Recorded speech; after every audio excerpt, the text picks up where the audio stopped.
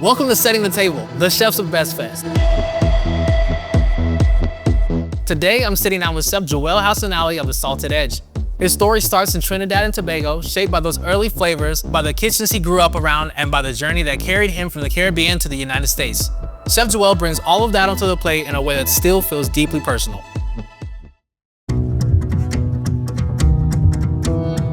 I mean, my culinary style, man, it's still at heart is from where I grew up in the Caribbean, right? So my style is literally taking places that I travel, chefs I work under, and making it my own. Most of my dish, you would find some kind of Caribbean element or flavor in there, right? Especially here at Salted Edge. And that's one of the things that I want people to experience when they come to my restaurants, right? Is when they taste something, they can taste a little bit of me.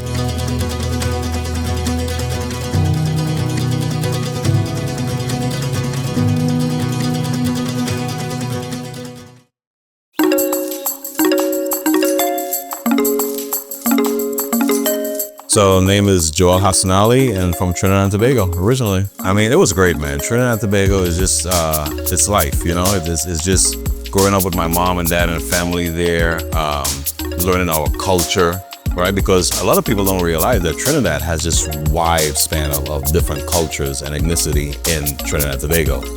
So growing up was more carefree, man.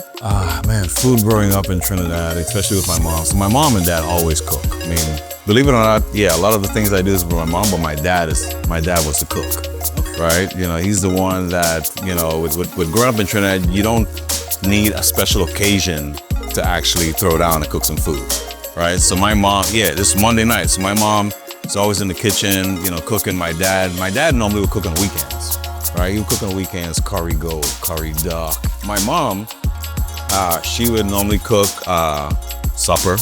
You know, it's normally traditional, whereas we call it roti. So sada roti with some potatoes and salt cod, you know, and different things like that. So it was just awesome curry, man, all over. Different kinds of curry. There is different kinds of curry. So Trinidad is that yellow curry, right? You have different Thai curry, but it's just a yellow curry, right? And it's normally a powder form. Like here in the US, there's a lot of like curry paste. No, this is a powder form that they grind, right? And it's a yellow curry and it's very flavorful, it's very pungent. Like, I mean, you walk through the house and you're like, all right, yep, having curry for dinner, yep. I think more of it is, it was me personally, you know, because I have siblings who didn't really care about the kitchen, but I was always that kid that I'm in the kitchen. Whether, you know, they're cooking something, I want to grab a knife and help. That was just, I don't know, as an early age, I just gravitate to food. So like I said, parents had different businesses in Trinidad, and one of them, my dad he's just that guy. Out of the whim, he wanted to open up a restaurant. You know, he found this spot and he thinking it would be ideal for a restaurant. So in a restaurant, we had this chef called Rafiq. And every day after school, when my uncle would pick us up, we had a choice to where we wanted to go. You know, either we go to the office, sit there and wait until our parents were done. Well, I always choose to go to the restaurant, you know, where I would just sit and watch this dude do his thing. You know, I had a little stool that I would sit right in the kitchen just watch him cook, you know, and I was fascinated. Chef, can you fry that for me, please? The rice, can you fry that for me, please?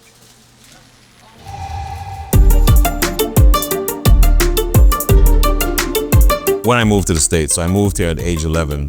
When I moved to the States, I went to DC right away and lived with my uncle. All right, my parents and brother and everyone, they stayed behind. I was here first. Believe it or not, my first catering, right, ever was at age 12. No, 13. By yourself. 13, by myself, and I'll never forget it. And it was a nice little family wedding, right? You know, for probably about 50 people, it was just small, but it was a buffet style. My uncle helped me in the kitchen, but I remember doing simple things like I remember doing baked chicken, you know, legs and thigh, a little bit of, you know, Caribbean spice in there, a little bit of barbecue sauce. At that time, I was experimenting, but I remember I knocked it out of the park, you know, at an early age, and that's when I was like, man, I can do this.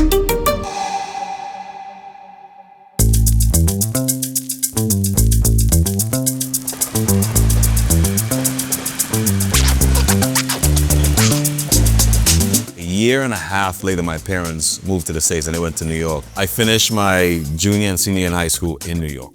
Yeah, so the thing about with New York, especially where I grew up and where we lived in Queens, New York, right? Richmond Hill. I mean, we lived on 132nd Street, with 2 blocks away from Liberty, which is the main street. You walk out there and all you're seeing is restaurants of all different types. My first job was with McDonald's and then a pizzeria. Yeah, and it's only because I could have played basketball. So the GM of McDonald's, they had a summer league with basketball. So he would get these basketball players just so he can win the league. So I literally got a job without even interviewing. I didn't even want a job with McDonald's.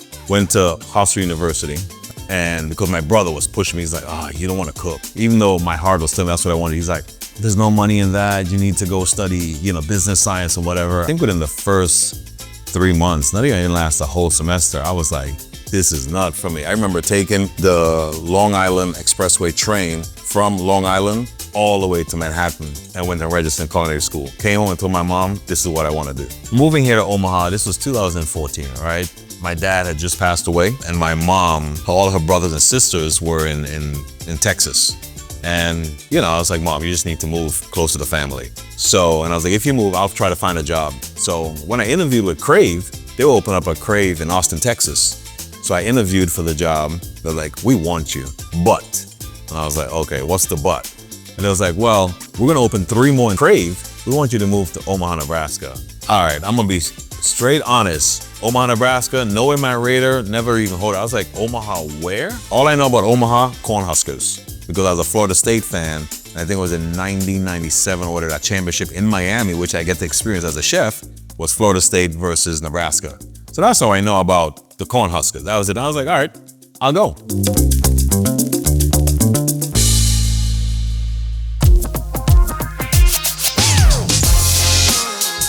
I want them to understand, like, they gotta walk away like, holy crap, we haven't tasted anything like this here in Omaha.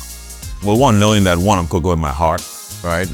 But 2, understand, I want them to that wow factor, like the word we made up here, woofy woofy. So that's what I want people to walk away with because, I think that's what's missing here in Omaha. We don't really have like true Caribbean cooking in Omaha. Yeah. So I think sharing a little bit of me and where I'm from and just have them taste the different flavors, have them walk away like, I want them to walk away with that memory of that day, like, wow, they need to remember my name, like, man, all right, Chef Joel, he did his thing.